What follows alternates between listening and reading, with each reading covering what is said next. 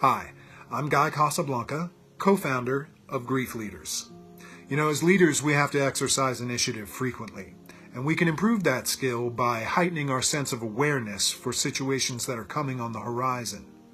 At GriefLeaders, we emphasize this idea of fine-tuning your awareness, so I'd like to take a minute to talk about cultural awareness and how it applies to improving your intuitiveness when a member of your team is faced with a grief situation, particularly the loss of a loved one. For example, you may not recognize your associate after their father's Buddhist funeral. Depending on their nationality, a male family member may need to shave their head and walk alongside the temple monks as their father's casket is escorted to the crematory. Muslim customs require disposal of the body within 24 hours, and, technically, it should be buried in their native country's earth in that time frame. This is a very difficult task to accomplish given the United States legal requirements after death, and it will be necessary for family members to drop everything that they are doing and tend to these issues immediately. Your company will need to accommodate that time for these rituals, and that may take longer than your current bereavement policies will allow. The Hindu faith also has an especially complex funeral process. In their belief system, the soul of the departed is desperately trying to return to the physical body until cremation is complete. This ideology lays large amounts of responsibility on the immediate family. There's also limited time to return the ashes of the Hindu person to the Ganges River, and getting a foreign consulate to quickly authorize the transport of an urn into the person's country of origin is no small task and is stressful in and of itself.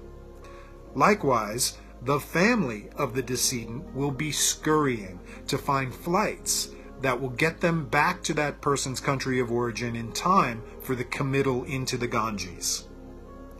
Orthodox Jews may need to sit Shiva, which is a mourning ritual that spans 7 days and 7 nights. Simply stated, it will behoove you to familiarize yourself with cultural grief practices. You might have to let someone shave their head, or wear a black armband to work, or leave the country, things that may fall outside the realm of your typical expectations for someone's presence and presentation at work. Just know that the planning of cultural funeral rites can be extremely stressful and only adds to the emotional instability that comes with the loss itself. Oftentimes, the grieving process will not even begin until the funeral itself is completely over and the person has returned to work.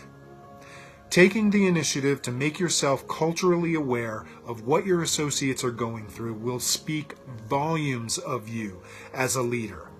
It communicates compassion, understanding, and shows that you took the initiative to connect with what your people are experiencing on a personal level. And personal connection and communication are at the very foundation of great leadership. As our workplaces continue to become more culturally diverse, I hope that you'll find that these tips were helpful. We expand on these topics in our book, The Dying Art of Leadership, available on Amazon, and we'd love for you to share your own stories and experiences on our website, GriefLeaders.com.